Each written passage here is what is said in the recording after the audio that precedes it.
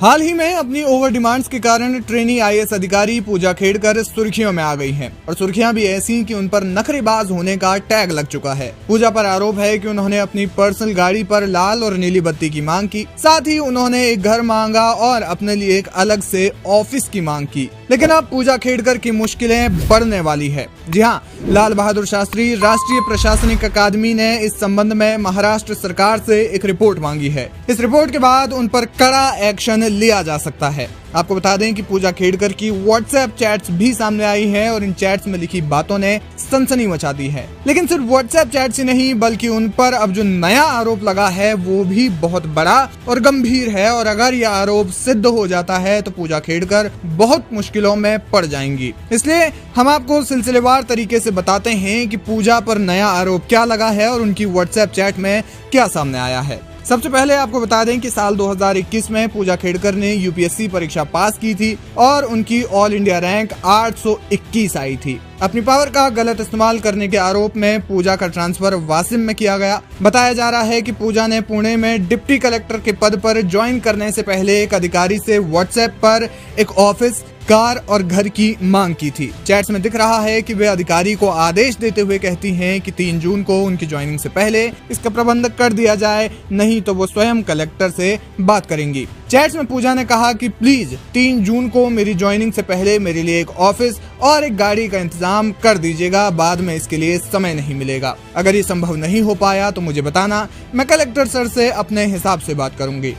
इसके बाद जिला कलेक्टर ने इन मांगों को असामान्य बताते हुए उनकी ट्रेनिंग को पुणे में जारी न रखने का मुद्दा मुख्य सचिव के सामने उठाया था। जिला कलेक्टर के अनुसार इससे प्रशासनिक दिक्कतें हो सकती थी। मामले ने जब तूल पकड़ा तो पूजा से जब मीडिया ने सवाल किया तो उन्होंने कहा कि वे मीडिया से बात करने के लिए अधिकृत नहीं है। सरकारी नियम मुझे इस मामले पर कुछ भी बोलने की इजाजत नहीं देते, इसलिए मैं नहीं बोल सकती हूँ।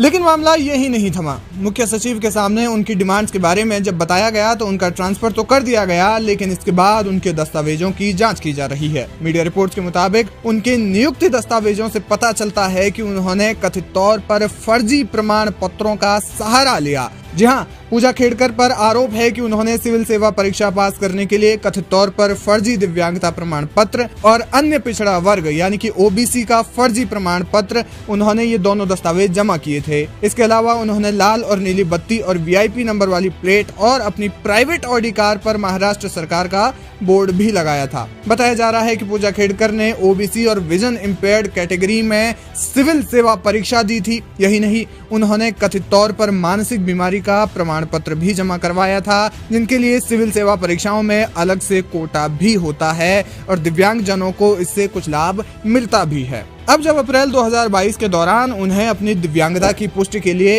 एम्स दिल्ली आने के लिए कहा गया तो उन्होंने इसमें टाल मटोल की। यहाँ तक कि पूजा ने 6 अलग अलग मौकों पर इस परीक्षा में शामिल होने से इनकार कर दिया। फिर बाद में उन्होंने एक प्राइवेट मेडिकल सेंटर से एमआरआई की रिपोर्ट अधिकारियों के सामने पेश की थी। बताया जा रहा है कि पूजा की ओबीसी की नॉन क्रीमी लेयर सर्टिफिकेट में भी त्रुटियां पाई गई हैं। अब इस मामले में गहराई से जांच की जा रही है। लबासना की रिपोर्ट मांगने के बाद महाराष्ट्र सरकार इस पर क्या रिपोर्ट पेश करती है और फिर उन पर क्या कार्रवाई की जाएगी, ये देखना दिलचस्प होगा। आज सोशल मीडिया से लेकर आपके चलते फिरते जीवन में भी पत्रकारिता के बुरे दौर की चर्चा होती है, क्योंकि जिन लोगों पर सूचना देने की जिम्मेदारी है वो आपके लिए नहीं बल्कि कॉर्पोरेट और सरकारों को फायदा पहुंचाने में लग गए हैं। विज्ञापन मॉडल को खारिज कर आप इस बीमारी को दूर कर सकते हैं और अपने नारे को बुलंद कीजिए।